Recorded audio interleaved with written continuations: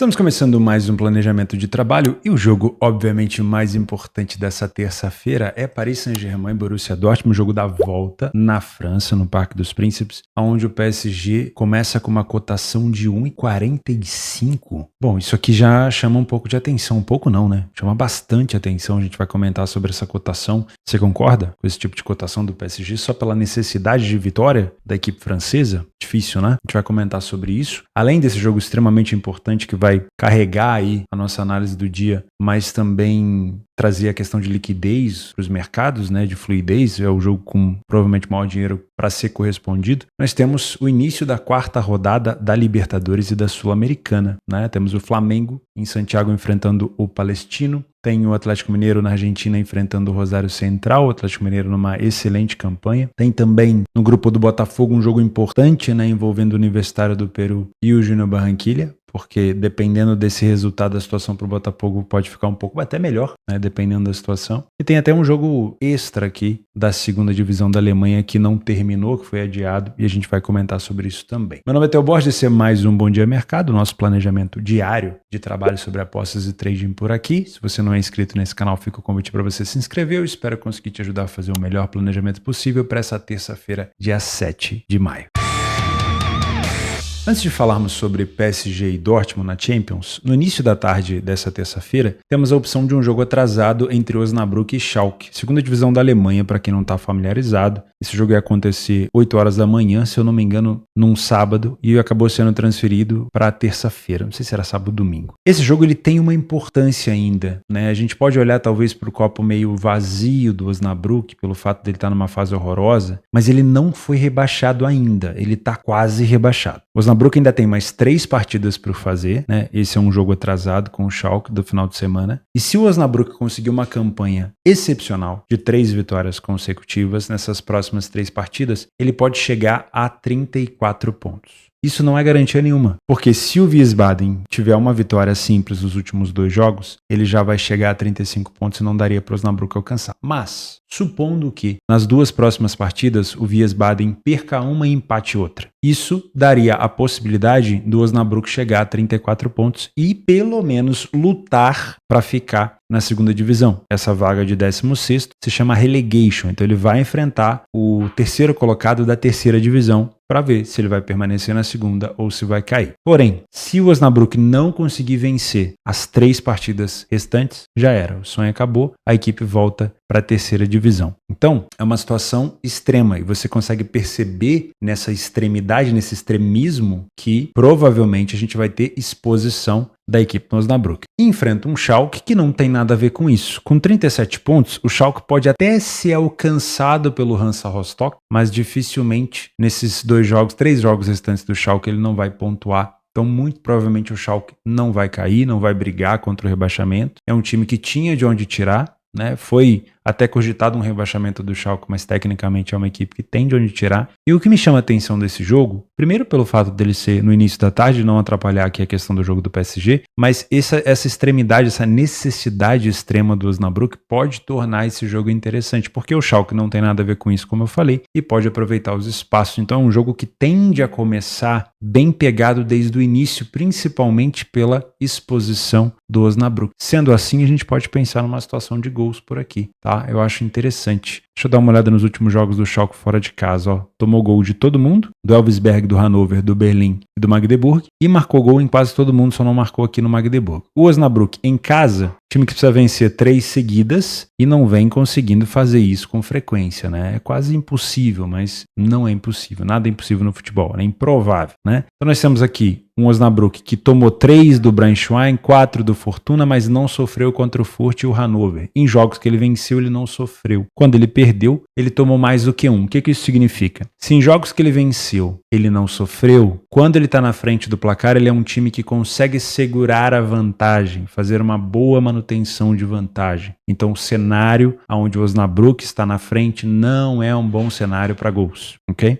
Já nos jogos e nos cenários onde ele estava atrás do placar, tomou mais do que 2. Isso significa que é um time que, quando está atrás do placar, nesse cenário, se expõe de maneira desorganizada, cedendo espaço para o adversário ampliar. Então, a gente já tem a nossa resposta. O melhor cenário para gols aqui é o Schalke na frente do placar. Com o Schalke na frente do placar, a gente pode tentar buscar um cenário, talvez, de 3 gols no jogo, né? O over 2,5, com uma cotação mais elevada. E, claro, devido a essa extrema necessidade do Osnabrück em vencer, também pode conseguir o seu gol aqui. Ambas marcam, pode ser interessante, mas esse 2,5 me chama um pouco mais de atenção, claro, com uma cotação um pouco mais elevada. O jogo se arrastando 0-0, ou Osnabrück na frente do placar, muito fechadinho, sinceramente, não me causa tanto interesse. O Schalke na frente do placar pode ser interessante para a gente pensar no cenário de mais 1 ou 2 gols, dependendo de quando o Schalke abrir esse placar. Vamos falar sobre a Liga dos Campeões. O PSG recebe o Dortmund na França depois de perder na Alemanha por 1-0 e a cotação do PSG é abaixo de 1,50. Por quê? O mercado entende que as características do time francês dentro de casa e a necessidade fazem com que essa cotação possa ser tão baixa assim. Você concorda com o mercado? Eu, assim, de imediato, eu coloquei esse jogo num favorito que pode se complicar, tá? Porque o Dortmund não chegou aí à toa, né? Isso é verdade. Acho que a gente tem que, antes de olhar para o PSG, a gente tem que olhar um pouco para o Dortmund. Ele não tá aí de coadjuvante. Ele não tá aí à toa. Por mais que ele tenha eliminado o PSV e o Atlético de Madrid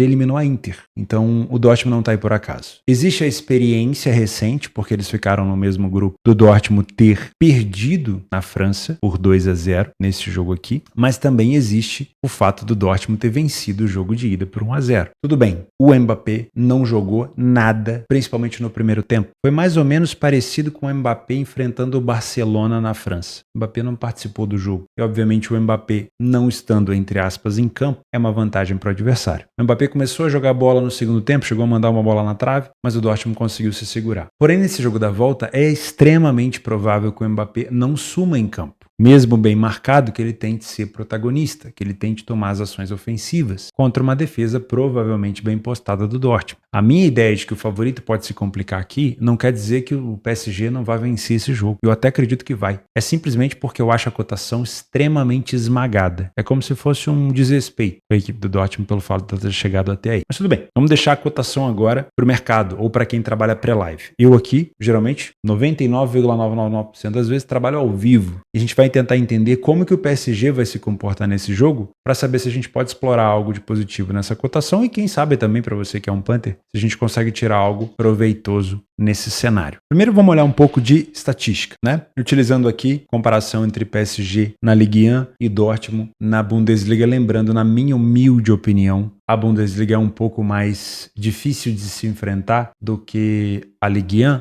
não porque os times da Ligue 1 não sejam bons, principalmente os times de cima, mas porque a discrepância técnica entre o PSG e o restante é muito diferente do Dortmund para o restante. O Dortmund tem vários grandes adversários na Bundesliga, o PSG raramente na França. Então, quando você olha as estatísticas do PSG na França, na maioria das vezes você tira uma impressão um pouco errada quando ele vai disputar um cenário de competição europeia. Mas, com essa informação sendo dada, vamos dar uma olhada nas cotações. Primeira coisa que me chama a atenção, o Dortmund fora de casa é um time com iniciativa. Então a gente tem um mercado traçando o PSG como muito favorito, sendo que o Dortmund é uma equipe traiçoeira que costuma abrir placar, tá? A gente pode pegar os últimos jogos do Dortmund, mesmo fora de casa contra o Leipzig, quando ele perdeu de 4-1, ele saiu na frente. E aqui eu não estou dizendo que, mas o Leipzig ganhou o jogo. Beleza. Mas se você está trabalhando no trade, você está, por exemplo, a favor do PSG, tomar um gol contra a posição, dependendo da sua metodologia, é uma situação para você fechar a posição e assumir um prejuízo. Então não é uma coisa banal, é uma informação relevante. O Dortmund também falha pouquíssimo em marcar fora de casa.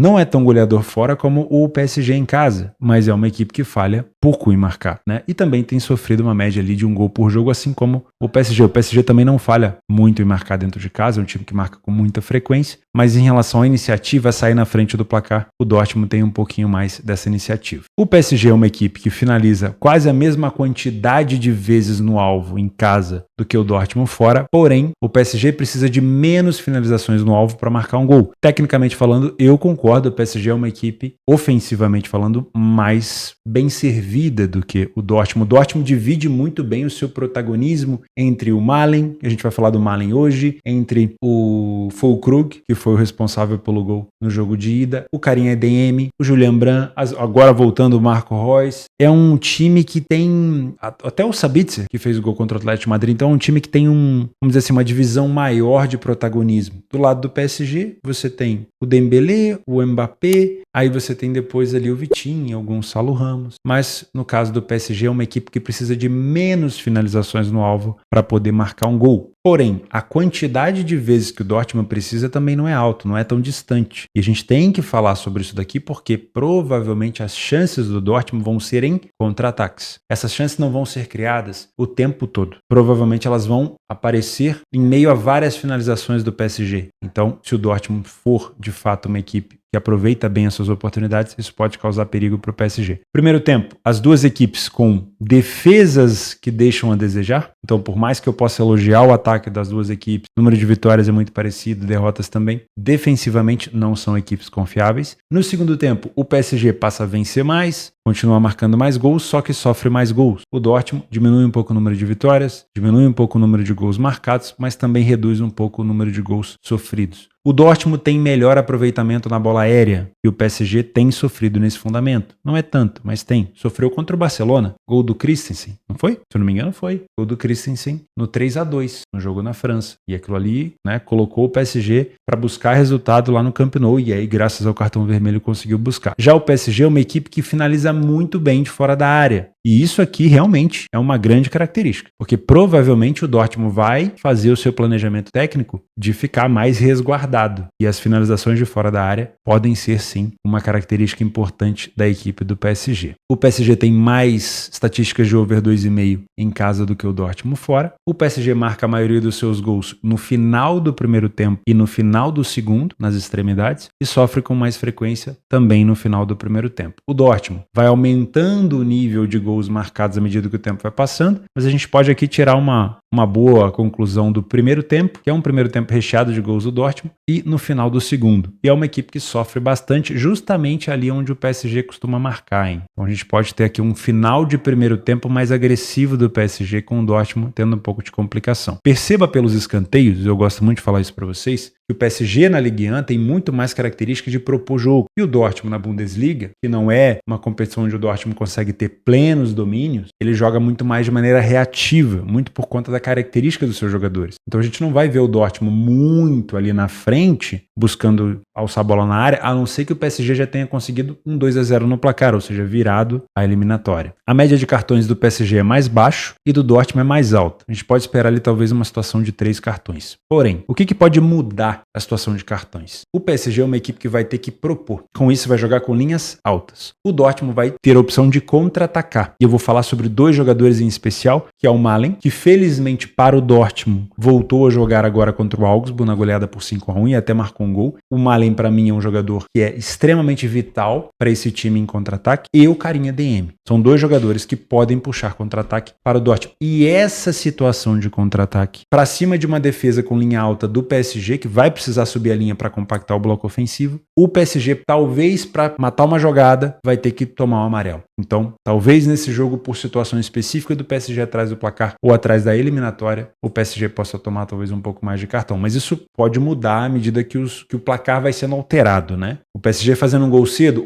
então a linha do PSG não precisa ser tão alta mais. E aí muda tudo de novo. Mas você entendeu qual que é a lógica, né? Do lado do PSG, como eu falei, tá muito focado o protagonismo no Mbappé. E aí a gente pode puxar aqui também para o Gonçalo Ramos, que acaba sendo um substituto. E você tem também o Dembélé, com mais assistência do que gols. Estou pegando esses dados da Ligue 1, tá? Não necessariamente da Champions. Aí você tem, tá vendo? O Mbappé puxa a linha e depois alguns coadjuvantes. Do lado do Dortmund, você já tem vários coadjuvantes. Então você tem o Füllkrug, você tem o Malen, você tem o Julian Brandt, que finaliza muito bem de fora da área. O Moukoko, que é um jogador que pode ser importante também nesse jogo de contra-ataque. caso o ADM canse ou ele não possa jogar. O Moukoko é um jogador jovem interessante para essa velocidade. Então é um time que tem mais essa divisão de protagonismo e com isso, obviamente, às vezes os caras não estão num dia bom, o Dortmund vai precisar de um pouco mais de finalização do que o PSG. Porém, é um time muito perigoso. Se você é um trader por aqui, bom, vamos lá. O cenário, quando a gente olha para uma cotação de 1,45, é um cenário onde você fixa o seu olho no favorito e pensa, só vou olhar para o mercado do favorito. Só vou buscar a opção para trabalhar a favor dele ou contra ele. Se você não tem metodologia para trabalhar contra o favorito, eu, na minha humilde opinião,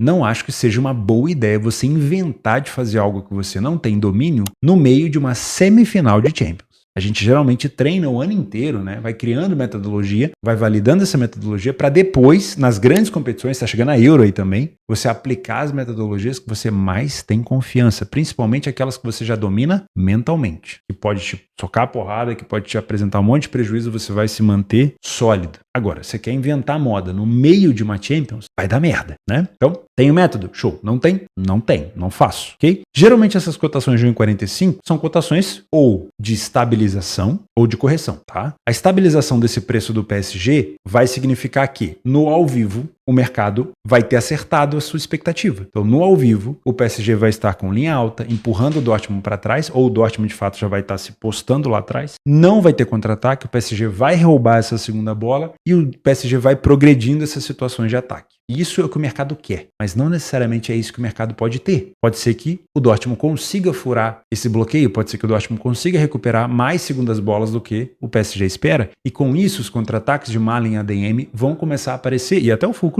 vão começar a aparecer. Se isso de fato acontecer, a realidade vai estar sendo diferente da expectativa e essa cotação do PSG vai ter que subir, ok? Então, ou a gente vai ter estabilização ou vai ter correção. Se você tem metodologia para trabalhar a favor do favorito, você precisa do cenário de estabilização, onde o Dortmund não consegue sair para jogo. Se você trabalha correção de preço, você precisa, obviamente, do contrário. De um PSG querendo subir linha, subindo linha, mas não conseguindo recuperar a segunda bola no campo ofensivo. Fechou? Nada mais do que isso. Se você quiser aprender mais sobre isso, tem o meu curso aqui embaixo sobre trade esportivo, que eu estou de fato atualizando ele, ainda não postei a atualização, mas eu estou implementando umas melhorias bem legais nesse site, vocês vão gostar, mas ele não vai mudar muita coisa do que já está, inclusive eu acredito que você já possa ir fazendo, né? Você vai aprender muito sobre estabilidade e mobilidade do preço. Não é um assunto difícil, tá? É um assunto bem legal. Talvez para você que só fique no celular apostando em casa de apostas seja irrelevante, mas para você que quer dar um passo além, focar talvez no trade, é bem legal. Se você é um punter, essa cotação do PSG no nível dessa competição, né, no cenário que a gente está agora de uma final se aproximando, no segundo jogo de uma semifinal importantíssima, realmente faz um pouco de sentido o PSG que está tão cobrado ao longo dos anos para ir para uma final ganhar um título, realmente faz um pouco de sentido a expectativa do mercado, porque o mercado olha com desdém para o Dortmund e olha com bons olhos para o PSG, principalmente pelo fato do PSG ter revertido um placar negativo contra o Barcelona, mas eu ainda acho que se o Dortmund vem para fazer um jogo de reação em contra-ataque e se fechando, por mais que o PSG tenha boa qualidade técnica, essa cotação é baixa. Isso quer dizer que eu acredito, resumo da ópera, eu acredito numa vitória do PSG, mas eu acho que ele pode tomar um gol e vai ter que virar o jogo. Ou eu acho que ele pode ter dificuldade de marcar um gol cedo e essa cotação pode subir. Então, se eu acredito que o Dortmund vai apresentar mais dificuldade para o PSG do que o mercado espera, você pode tentar buscar uma cotação mais elevada. Eu acho que o risco-recompensa com uma cotação mais alta é melhor, certo? Para gols, esse jogo já abre com um tino de gols, né? Porque ele já veio desempatado, é como se fosse 180 minutos, como se nada tivesse acontecido, não, o jogo não tivesse parado, tivesse continuado. Nesse momento, o PSG está perdendo, então ele tem que ir para cima. Obviamente, um cenário desse calibre, ele não é tão extremo, então basta um gol para que tudo se volte ao normal. Para que você trabalhe a favor de gols nesse cenário agora, você precisa do Dortmund contra-atacando. Ponto final, né? Você pode até tentar se antecipar, mas eu acho que o melhor cenário é se posicionar quando o PSG começar a ceder espaço para contra-ataque. Mesmo jogo 0-0. Mesmo porque ele já vem de 1-0 no outro jogo. Agora, se você quiser esperar um cenário ainda mais legal para gol, seria o Dortmund na frente. Caso aconteça do Dortmund abrir o placar, aí você vai ter um PSG perdendo por 2. Aí vai vir todo aquele turbilhão de cobrança, de emoção. O último jogo do Mbappé na Champions com o PSG, a gente não sabe para onde ele vai ainda. Um Dortmund com bons jogadores de velocidade ofensivos que podem apresentar contra-ataque. Então tudo isso vai elevar o nível de espaço no campo, assim, muito. Mas, se o PSG PSG fizer um gol cedo, aí a situação dá uma brochada. Porque o PSG fazendo um gol cedo, começa de novo aquela situação do deixa que eu deixo, não quero perder, quero ir pra final, não quero me expor. E isso é ruim para gols. Então, em cenários mais brandos, para buscar um ou no máximo 2 gols, jogo 0-0 ou o PSG vencendo por 1-0. Cenário mais extremo, para buscar mais do que 2 gols, talvez 3 gols, pode acontecer, seria o Dortmund na frente. Ou o PSG vencendo por 2-0, que aí a situação muda, né? Aí é o PSG que vai contra-atacar. Aí sim, pode ser interessante, tá? Eu acredito numa reversão, até acredito numa reversão de desvantagem do PSG, mas essa cotação para mim ela é muito baixa e o Dortmund tem característica de contra-ataque, é um time que tem possibilidade de aproveitar chances em velocidade, tem uma boa bola aérea e pode complicar sim a vida do PSG. O que prejudica o Dortmund, que faz eu acreditar que o Dortmund pode ser desclassificado, é que o Dortmund é uma equipe que permite demais que o seu adversário penetre na área. E mesmo compactado, se você permitir que o Mbappé penetre na área, e se ele tiver de fato num dia ativo, se ele não tiver apagado, a situação do Dortmund pode se complicar de verdade. Vamos falar sobre Sul-Americana e também sobre Libertadores. Às 19 horas o Corinthians enfrenta o Nacional. Esse é um grupo onde o Corinthians já está aqui numa situação de distância. No Nacional já é uma equipe que não briga por mais nada, na minha opinião. Então nós temos o Corinthians com 4, o Montevideo, o Racing Montevideo com 5 e o Argentino Júnior com 6. Argentino Júnior e Racing se enfrentam em Montevideo e o Corinthians pega o Nacional. É um jogo para o Corinthians tomar um pouco de cuidado. Por mais que o Nacional ainda não tenha conseguido vencer em uma partida, é bom tomar um pouco de cuidado por aqui. Empatar fora de casa não é um resultado ruim, desde que Argentino Júnior e Racing também empatem. Aí não seria ruim para o Corinthians. Mas no ao vivo, dá para ficar de olho aqui numa possibilidade de correção de preço, tá bom? Esse é o primeiro jogo que eu olharia na Sul-Americana. O Internacional, às 9 horas, pega o Tamoyapo fora de casa. O problema desse jogo é que no jogo de ida, né, em Porto Alegre, o Inter não venceu o Tamoyapo. E a cotação do Inter, se não me falha a memória, tinha começado abaixo de 1,10. Isso é uma complicação imensa, né? Mas eu acredito que o Inter tenha time para vencer o Tamoyapo e terminar na liderança do grupo nessa rodada. Dá para ficar de olho sim nessa possibilidade de trabalhar até contra o Tamoyapo. Além disso, tem uma aliança petroleira contra o Cruzeiro. E esse jogo, para mim, o Cruzeiro pode se complicar. Por quê? Lembra do jogo no Mineirão? O Cruzeiro abriu 3-0 e tomou um empate desse mesmo Petroleira. Então é bom tomar cuidado aqui, viu? É um time frágil, concedeu nas últimas 6, não ganhou em 9, tá numa péssima fase, mas o Cruzeiro conseguiu. Se o Cruzeiro conseguiu em casa, pode conseguir fora também, então é bom tomar um pouco de cuidado. Na Libertadores, o Atlético Mineiro já é líder isolado do seu grupo e pega o Rosário Central. Com 9 pontos, o empate para o Galo não é ruim. E já o Rosário Central provavelmente vai tentar vir para cima. Se for uma exposição muito grande, o Galo pode jogar até de maneira reativa, né? Mas é um jogo que eu trabalharia para correção de preço também. O River pega o Nacional. Nesse grupo acaba sendo um confronto direto, porque em caso de vitória o Nacional empata com o River. E para o River não é ruim um empatezinho fora de casa. Por isso que eu não viria com tanto afinco para trabalhar a favor dos argentinos aqui. Eu tomaria um pouco de cuidado, porque empatar fora não é ruim aqui para o River Plate. O Flamengo é a mesma situação do Internacional, a mesma cotação, né? Mas o Flamengo gosta de se complicar fora de casa. Não venceu o Milionários com um homem a mais, perdeu para o Bolívar. Então eu tomaria um pouco de cuidado. Tecnicamente falando, tem um time para ganhar tranquilo do Palestino, venceu o Palestino por 2-0 no Maracanã, vai para Santiago, não é uma altitude tão relevante, o Flamengo vai jogar super tranquilo, não vai ter falta de ar, não vai ter dificuldade para jogar. O problema realmente é a questão do Flamengo. É o Flamengo contra o Bragantino, que até jogou bem, é o Flamengo contra o Botafogo, que jogou mal, o Flamengo contra o Amazonas, que jogou mal. Quem vai entrar em campo, né? Então, de novo, esperaria um jogo ao vivo para depois você se posicionar. E nesse jogo do Universitário contra o Júnior Barranquilla, isso aqui interessa muito o Botafogo. O empate aqui seria excelente, porque se o Botafogo consegue devolver a derrota para a LDU, né, vencer a LDU, depois de ter perdido para o Bahia, o Botafogo conseguiria até colar na liderança, dependendo da situação, né? Porém, esse jogo é às 23 horas. Para mim é inviável, infelizmente.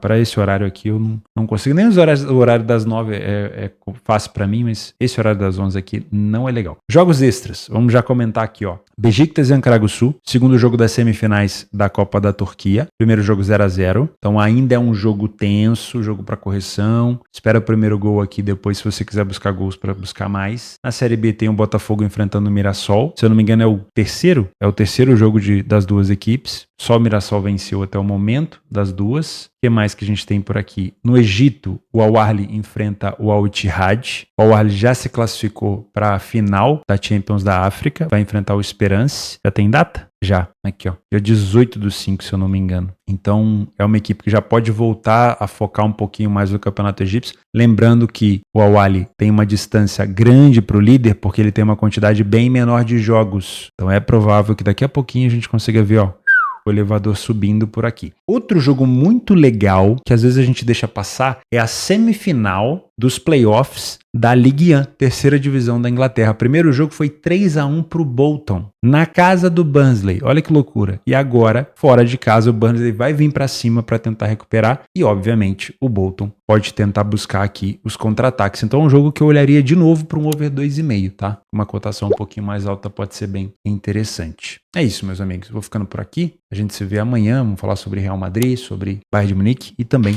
Libertadores e Sul-Americana. Um abraço. Fiquem com Deus.